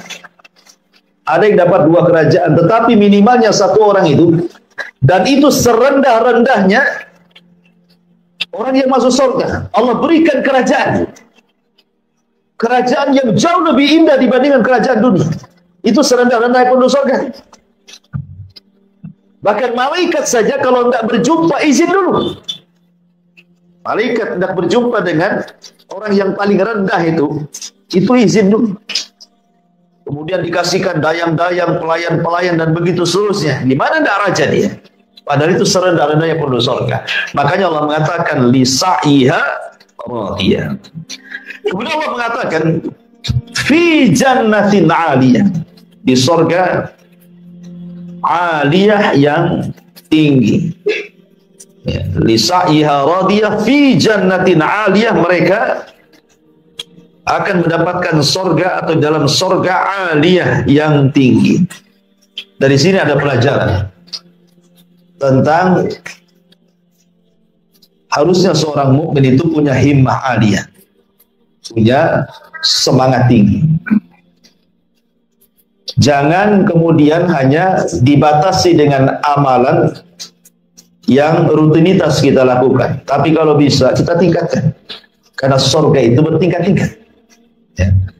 Makanya Nabi SAW mengatakan, "Idza sa'altumullaha fas'alu al-firdaus al-a'la." Apabila kalian meminta kepada Allah surga, jangan tanggung-tanggung, minta surga firdaus yang paling tinggi. Kenapa? Karena saqfuha arsyur rahman. Jadi atapnya itu langsung arsy dari Allah Subhanahu wa taala. Makanya dalam ayat ini ada himmah aliyah, kita diajarkan oleh Allah bahwa kita harus punya semangat tinggi untuk meraih surga. Walaupun surga itu bertingkat-tingkat, akan tetapi jangan kemudian kita hanya mengandalkan yang penting masuk surga. Bukan begitu. Ya. Tetapi bukan hanya sekedar yang penting masuk surga, saya harus mendapatkan tingkatan di surga yang tinggi. Itu maksudnya. Ya. Makanya Allah mengatakan fi jannatin 'aliyah, di dalam surga yang tinggi. Disebutkan oleh Abu Salam Al-Aswad, dia mengatakan, aku mendengar Aba Umamah radhiyallahu anhu berkata, sa'ala rajulun Rasulullah sallallahu alaihi wasallam, seorang laki-laki bertanya kepada Rasulullah, hal yatazawaruna ahlal jannah? Rasul, hal yatazawaruna ahlul jannah? Rasul, apakah penduduk surga itu saling berziarah? Kan bertingkat-tingkat. Ya, bahkan Syekhul Islam Ibn Taimiyah rahimahullahu taala mengatakan ketika memberikan istinbat dari hadis Nabi sallallahu alaihi wasallam, iqra wartaq warattil kama kunta turattil fid dunya fa inna manzilataka inda akhiri ayatin taqrauha. Baca, tartilkan bacaanmu dan naiklah, pilihlah tingkatanmu di surga. Karena akhir tingkatanmu yang engkau akan dapati sesuai dengan ayat yang kau baca di dunia. Dari sini Syekhul Islam mengatakan bahwa tingkatan di surga itu sebanyak ayat dalam Al-Quran 6.000 lebih, kurang lebih. Ada yang mengatakan sebanyak huruf lagi. Sebagian ulama mengatakan, ada yang mengatakan sebanyak huruf dalam Al-Quran, ada yang mengatakan sebanyak ayat dalam Al-Quran. Satu tingkatan ke tingkatan berikutnya, kata Nabi SAW dalam hadis yang sahih, inna fil jannati mi'atu darajah ma baina kulli darajataini kama baina samai wal ardi. Di surga itu ada khusus 100 tingkatan bagi para mujahidin. Antara satu tingkatan dengan tingkatan berikutnya itu jaraknya langit dan bumi. Anda bisa bayangkan, ya, dengan 6.000 lebih tingkatan. Sementara satu tingkatan dengan tingkatan berikutnya antara langit dan bumi, kan? Berarti surga itu betapa tingginya ke atas, kan gitu. Kita tidak tahu kecuali Allah Subhanahu wa taala, dan yang paling tinggi adalah surga Firdaus. Lah Nabi ditanya soal apakah penduduk surga saling berziarah. Sekarang namanya surga yang paling rendah. Seseorang mendapatkan surga yang paling rendah, kawannya pula surga yang tinggi sekali. Macam mana cara menziarahinya? Kan tidak mungkin surga yang rendah menziarahi surga yang tinggi, kan? Mustahil. Karena kalau dia bisa naik berarti apa faedahnya? Tafawut fil amal. Ya, perbedaan amal itu ada apa faedahnya? Ya, makanya kemudian ada perbedaan amalan itulah dengan perbedaan tempat duduk di surga. Makanya Rasul ditanya, apakah penduduk surga itu saling berziarah? Wahai Rasul, maka Rasul mengatakan, na'am, ya. Caranya gimana? Innahu yahbitu ahlud darajatil ulya ila ahli darajatis sufla. Yang atas turun ke bawah. Jadi dari tingkatan ke atas turun ke bawah. Cemana naiknya lagi? Ya, apa mereka terjun payung gitu? Tidak, sebagaimana mengatakan Allah sediakan rop itu sayap, antum bisa naik di situ. Kemudian antum terbang dengan rop itu, dengan sayap itu. Sebagaimana Rasulullah SAW pernah menggunakan rop saat peristiwa Mi'raj, karena Isra kan pakai buruk. Adapun naik ke langitnya itu pakai rop. Disediakan sayap, naik di situ, kita naik terbang ke atas.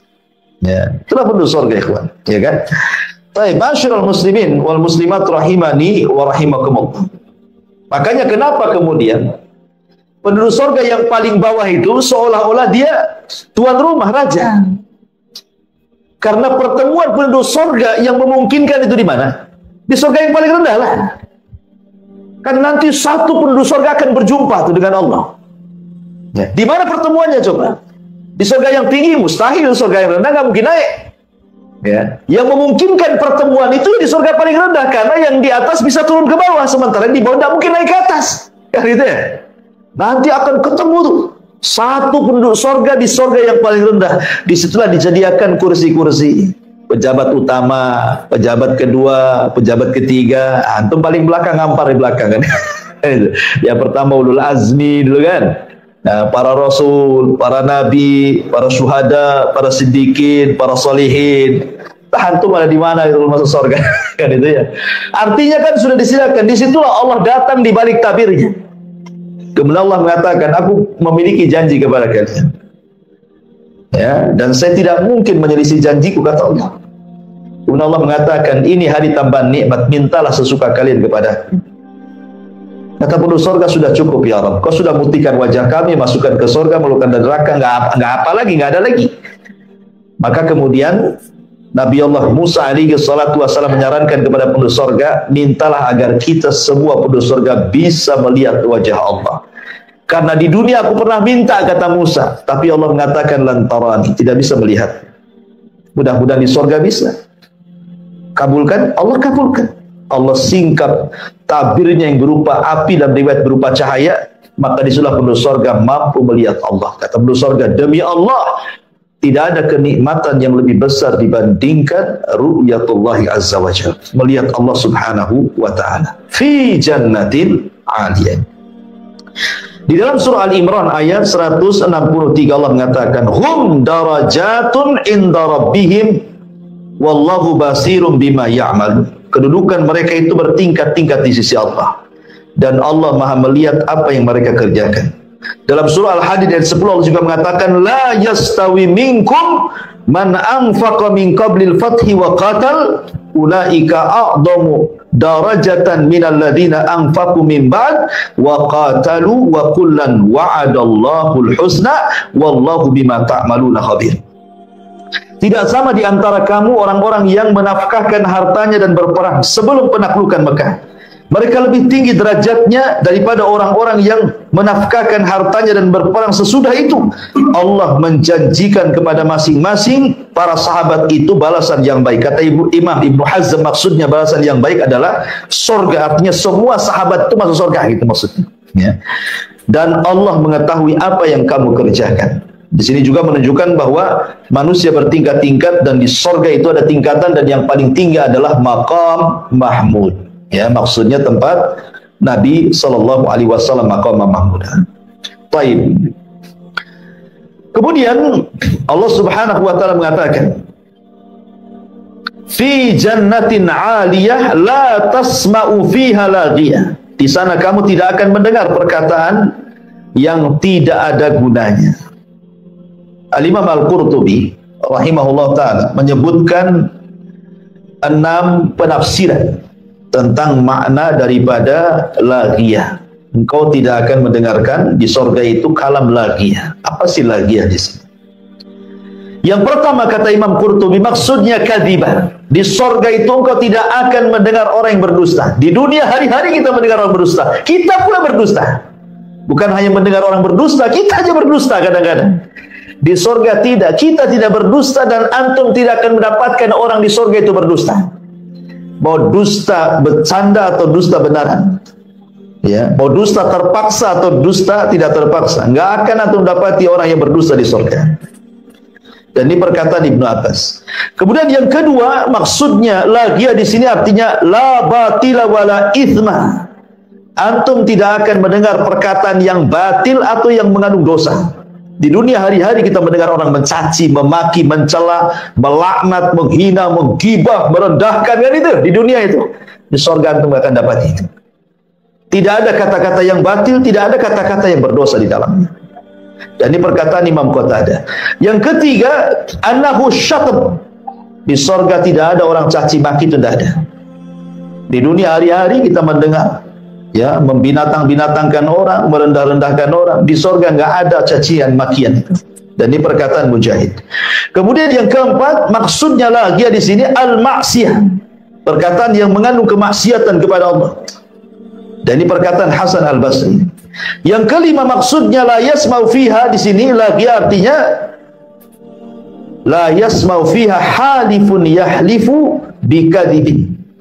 Antum tidak akan mendengar di surga itu orang yang bersumpah-sumpah untuk sebuah kedustaan. Di dunia kan kadang-kadang kita bisa melihat saksi di pengadilan dibayar suruh sumpah palsu, gitu kan? Di pasar para pedagang untuk melariskan dagangannya sumpah palsu. Kemudian orang yang melakukan jinayah kemudian ditangkap nggak ngaku, sumpah palsu. Nah itu ya. Di dunia ini banyak yang mengatakan sumpah-sumpah palsu. Maka di surga tidak ada orang yang sumpah palsu. Ini yang kelima. Yang keenam, dan ini perkataan Imam Al-Kalbi. Kemudian yang nomor 6, la yasma'u fiha laghiyah, maksudnya la yasma'u fi kalamihim kalimah lagwan. Maksudnya illa bil hikmati wa hamdan lillahi wa syukran lillahi. Engkau tidak akan mendapatkan di surga itu kalimat laghiyah, maksudnya kau akan mendengar kalimat-kalimat hikmah saja, kalimat-kalimat pujian saja, kalimat-kalimat syukur saja. Ya. Jadi surga itu hanya kalimatnya kalimat-kalimat pujian, kalimat salam. Ya.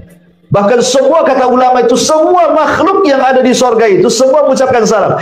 Nih kalau kita mau ngambil ini kan, minum nih, ya, sebelum kita minum nanti gelas ini salam dulu, assalamualaikum, waalaikumsalam. Mau makan piringnya salam dulu, sendoknya salam dulu, semua salam. Ya. Makanya surga itu disebut Darussalam. Ya, lewat di pohon ini dia salam, lewat di batu ini pohon salam, lewat di sungai semua salam sama antum. Kan enak. Ya. Makanya kalau satu perumahan, anggaplah perumahan di sini mau mempraktekkan budaya penduduk surga mengucapkan salam damai satu perumahan. Coba saja satu perumahan ini setiap ketemu dengan tetangganya assalamualaikum. Walaupun hanya mungkin kehalang jidar, kehalang tembok, ketemu lagi assalamualaikum. Enaknya di perumahan. Mungkin bisa viral, ikhwan. Mungkin perumahan salam nantinya itu. Gitu ya. Itu. Ini di surga semua mengucapkan salam. Subhanallah. Jadi Allah mengatakan la yasma'u fiha laghiyah. Itulah 6 penafsiran yang disebutkan Al-Imam Al-Qurtubi rahimahullahu ta'ala. Kemudian Allah mengatakan la yasma'u fiha laghiyah fiha ainun jariyah. Di sana ada mata air yang mengalir. Di dalam surah Al-Hijr ayat 45 Allah mengatakan innal muttaqina fi jannati wa uyun. Sesungguhnya orang-orang yang bertakwa itu berada dalam sorga dan di dekat mata-mata air yang mengalir. Kemudian dalam surah Al-Mursalat juga Allah mengatakan innal muttaqina fi dhilalin wa uyun. Sesungguhnya orang-orang yang bertakwa berada di naungan yang teduh dan di sekitarnya mata-mata air. Kemudian di surah Ar-Rahman ayat 50 juga Allah katakan fiha ainani tajriyan. Di dalam kedua sorga itu ada 2 mata air yang mengalir. Ya, kemudian dalam surah Ar-Rahman ke-66-nya Allah mengatakan fiha ainani nadakhatah. Di dalam sorga itu ada 2 buah air yang memancar. Kalau tadi mengalir, ini memancar. Memancar berarti dari bawah ke atas, kayak air mancur.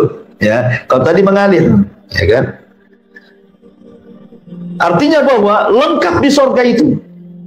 Ada yang mata air mencurah dari atas ke bawah, bahasa Sundanya curug, gitu ya. Ada yang kemudian memuncar dari bawah ke atas, pancuran, ada yang mengalir. Antum lihat coba kalau ke Jawa Barat itu. Curug itu jadi tempat rekreasi. Banyak itu dari mana-mana datang. Kadang-kadang berkilo-kilo untuk sampai itu. Hanya ingin melihat pemandangan itu saja. Sejam 2 jam di situ mandi sebentar, foto-foto selfie pulang. Hanya itu saja. Ngabisin duit banyak itu dari mana-mana ke situ. Hanya pengen tahu di surga hari-hari di situ kita perlu kita ini kan. Ada yang modelnya curug, ada yang memancar, mengalir. Subhanallah. Allah sediakan. Di dunia kita harus menabung dulu kita ke tempat rekreasi yang seperti itu. Di surga nggak usah nabung lagi. Memang Allah sediakan untuk antum dan keluarga. Dan mata air itu berbagai macam. Allah mengatakan ada namanya mata air kafur. Mata air kafur. Allah mengatakan dalam surah Al-Insan. Innal abrara yashrabuna min ka'sin kana mizazuha kafura ainan yashrabu biha ibadullah yufajjirunaha tafjiran. Dalam surah Al-Insan ayat 5 sampai 6, sesungguhnya orang-orang yang berbuat kebajikan mereka minum dari gelas berisi minuman yang campurannya adalah air kafur. Apa air kafur itu? Yaitu mata air di dalam sorga yang daripadanya hamba-hamba Allah minum, yang mereka dapat mengalirkannya dengan sebaik-baiknya. Maksud kafur di sini artinya khamr. Ya. Bayangkan mata air khamr memancar. Ya. Antum kalau mau mabuk di dunia cari minuman yang paling lezat, mahal harganya. Belum lagi habis mabuk antum caci maki orang. Paling rendah itu kan. Paling rendah itu orang mabuk itu caci maki orang. Nabok orang, kelahi sama orang, ujung-ujungnya tidur di got kan itu. Sadar. Nyusahin orang mabuk. Tetapi Allah mengatakan khamr di surga itu ladzati lisyaribin. Lezat bagi para peminumnya. Ya, wa anharun min khamrin ladzati lisyaribin. Dan ada sungai-sungai dari khamr itu lezat. Bukan hanya sungai, ada pancurannya lagi. Ainun kafur namanya. Ainun kafur. Ya, ainun kafur itu artinya khamr yang dicampur dengan kafur. Luar biasa. Baik. Nah, kalau kafur di dunia itu kan maksudnya dibuat apa itu? Dari pohon ya, berwarna putih yang kemudian menimbulkan aroma wangi, itu apa namanya itu? Gaharu atau apa ya? Mungkin semacam itulah ya. Kemudian yang kedua ada namanya mata air tasnim, ainu tasnim. Jadi ada kafur, ada tasnim. Dan itu disebutkan di dalam surah Al-Mutaffifin 25 sampai 28. Allah mengatakan yusqawna min rahiqim makhtum khitamuhu miskun wa fi dzalika falyatanafasil mutanafisun wa mizajuha min tasnim ainan yashrabu bihal muqarrabun. Mereka diberi minum dari khamar yang murni, tidak memabukkan, yang tempatnya masih tertutup disegel. Ya, betul-betul memang disegel gitu ya. Tutupnya itu ya. Penutupnya dari kasturi. Dan untuk yang demikian itu hendaknya orang-orang berlomba-lomba dan campurannya dari tasnim. Apa tasnim? Mata air yang diminum oleh mereka yang dekat kepada Allah Subhanahu wa ta'ala. Jadi ada namanya ainu, mata air tasnim. Khamar terlezat di penduduk sorga itu disebut tasnim, ya kan? Baik, kemudian ada namanya mata air salsabila. Ya, ada kafur, ada tasnim, ada salsabila, dan itu disebutkan dalam surah Al-Insan 17 sampai 18. Wa yusqawna fiha ka'san kana mizajuha zanjabila ainan fiha tusamma salsabila. Di dalam surga itu mereka diberi minum segelas minuman yang campurannya adalah jahe, wedang jahe. Kalau di dunia wedang jahe ya, yang didatangkan dari sebuah mata air sungai yang dinamakan salsabila. Nah, itu. Jadi air jahe itu, wedang jahe itu diambil dari mata air yang disebut dengan salsabila. Luar biasa ya. Jadi salsabila ma'ruf ya, minuman yang paling lezat juga di penduduk surga. Masyarul muslimin yang dimuliakan Allah Subhanahu wa taala, intinya bahwa di surga itu berbagai macam mata air dan semua bisa diminum. Ya. Kita saja ikhwan, terkadang kan kalau kita melihat di kenyataan di alam kita, kadang-kadang ada satu pulau di tengah lautan.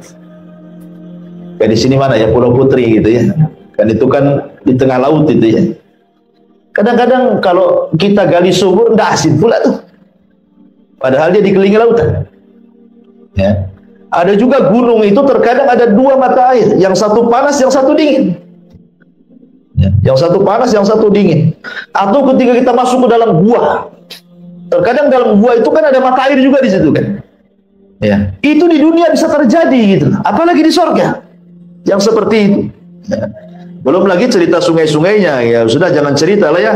Fiha anharun min ma'in ghairi asin wa anharun min labanin lam yataghayyar ta'mu wa anharun min khamrin ladzatin lisyaribin wa anharun min asalin musaffa. Dalam surah Muhammad ayat 15, di dalam surga itu ada sungai-sungai dari air yang tidak pernah berubah rasa dan baunya. Betul-betul dari sumbernya. Ya, kayak kita kalau ke sumber air itu rasanya main minum saja kayaknya enak kali gitu ya. Tidak pernah berubah. Ya.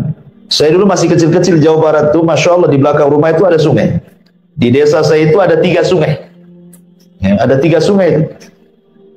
Semua jernih, semua bisa mandi, bisa nyuci, bisa semua. Sekarang sudah ya sudah tua, sudah muda lah ya. Pulang, subhanallah, jadi limbah tahu seperti. Sungainya penuh dengan limbah tahu. Semua buat pabrik tahu.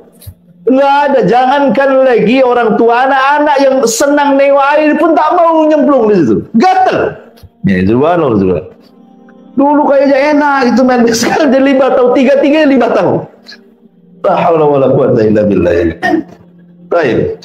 Jadi di sini Allah Subhanahu wa taala mengatakan bagaimana Allah berikan sungai-sungai yang airnya jernih sekali, tidak rasanya tidak berubah, baunya tidak berubah. Termasuk juga sungai dari susu yang tidak berubah. Susu di surga nggak perlu kalengan kayak kita beli di minimarket gitu ya. Memang sungai tinggal nyiduk saja. Belum lagi sungai dari khamar, belum lagi sungai dari asal, dari madu. Nggak perlu kita ngambil tawon gunung, tawon liar gitu ya. Nggak perlu, sudah ada sungainya. Karena Allah mengatakan fiha sururun marfu'ah. Di dalamnya ada dipan-dipan yang ditinggikan. Ya. Masyarul muslimin wal muslimat rahimani wa rahimakumullah. Apa makna surur di sini? Sebagian para ulama mengatakan makna surur itu, maksud dipan-dipan di sini bukan dipan hakikat, tidak. Maksud makna surur di sini artinya hurul ain. Ya. Jadi makna surur di sini, di sana di sorga itu ada surur, maksudnya ada bidadari marfu'ah yang ditinggikan. Dan ulama pernah mengatakan bahwa minimalnya wanita sorga, saya ulangi, wanita sorga itu ada 3 macam. Wanita di sorga itu ada 3 macam. Pertama, wanita ahli dunia yang masuk ke dalam surga. Wanita ahli dunia yang masuk ke dalam surga, dan ini ratunya.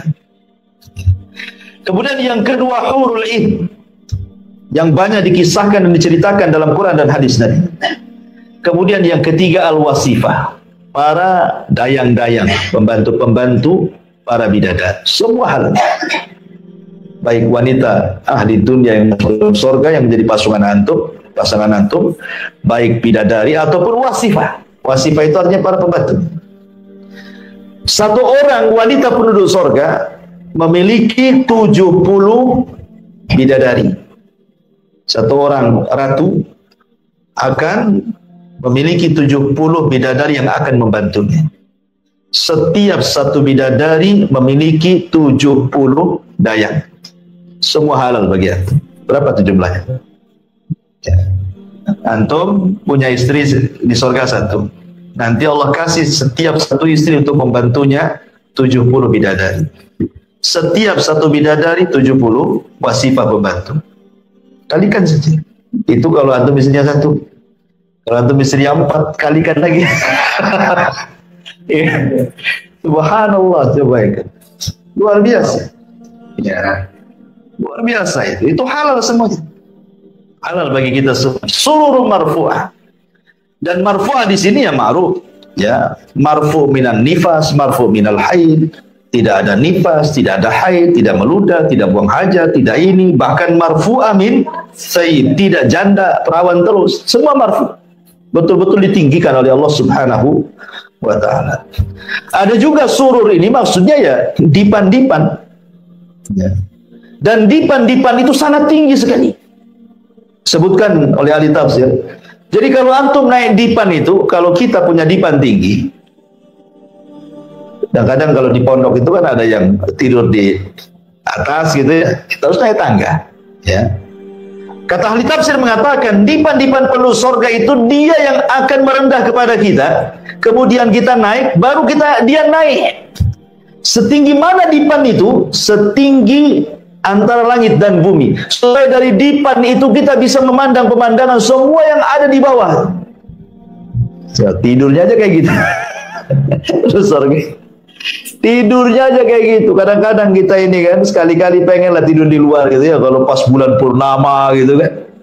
Nah, kalau ada nampar, nengok sama istri sama anak, kayak senang begitu. Surga nggak perlu itu hari-harian tuh kayak gitu.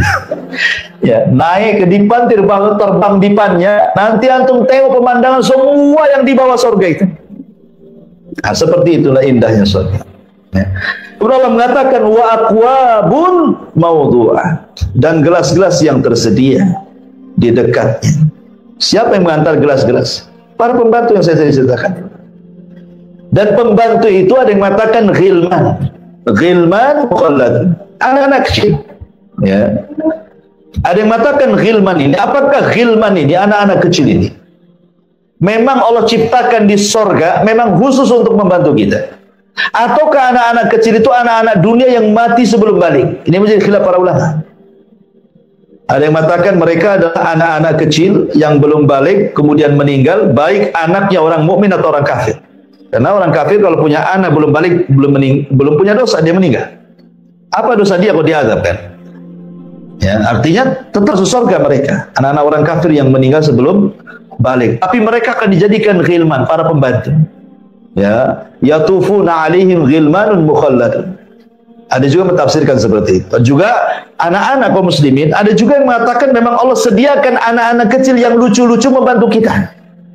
Coba antum punya anak usia 4-5 tahun gitu kan, tiba-tiba ke dapur, kemudian bawa kopi dari ibunya, nibi, udah senangnya gitu kan. Itu baru ada satu aja kan, langsung diciumnya anak tuh, ya, dipeluknya, kayaknya bijak kali anak ini, baru 4 tahun udah kayak gitu, udah senang hati kita. Cuman masalahnya anak kecil di dunia ini ada waktunya orang tua itu mulai jengkel kan itu. Ketika usianya makin naik kan itu ya. Mungkin 6-5 tahun oke lah, masih suka kan. Nanti udah 7 tahun masuk SD jengkel itu. Ya, 15 tahun mau nyeki aja kayaknya. Kan gitu kan. Tapi di surga kan mukhallad. Usianya ya mukhallad, memang di seperti itu enggak mungkin nambah-nambah gitu ya. Dan itu adalah kesenangan yang disebutkan dalam hadis tadi, bahwa kesenangan yang tanpa batas dan tidak akan berhenti. Kemudian wa namariku masfufa. Apa tugasnya wa aqwabu mawdu'a? Kalimat gelas-gelas yang tersedia, maksudnya gelas-gelas itu tidak seperti gelas, piring, sendok yang kita kenal di dunia. Kalau antum habis makan, antum nyuci, kadang istri ke dapur, kadang-kadang masak dengan nyucinya lebih banyak, lebih lama, nyucinya lama ke dapur itu. Kayaknya susah kali di dunia ini. Ya, mau masak ya ditunggu, mau nyuci dulu. Di sorga itu sudah jahis tersedia, gitu maksudnya. Kalaupun umpamanya gelas, piring itu habis kita pakai, dia kembali ke tempatnya sendiri, sudah bersih sendiri. Ya. Nanti terisi makanan yang jauh lebih lezat daripada makanan sebelumnya. Nah, itu maksudnya wa aqwabu mawdu'ah itu. Mawdu'ah artinya terletakkan gitu ya. Jadi balik lagi ke tempatnya. Gak perlu dicuci, gak perlu apa, sudah bersih gitu. Ya, ada juga yang dibawa oleh anak-anak kecil kemudian ditawarkan kepada kita. Wa namariku masfufa wa zarabiyu mabsusa. Dan bantal-bantal sandaran yang tersusun dan permadani. Zarab itu maksudnya sajadah yang khusus. Ya, sajadah khusus bagi para raja. Zarab itu maksudnya permadani khusus bagi para raja. Orang dulu kan biasa begitu, ada sajadah. Sajadah khusus raja yang tidak boleh orang itu duduk di situ saking empuknya. Nah, di surga itu bukan untuk, karena kita rajanya, pasti kita akan dapat permadani-permadani yang terhampar.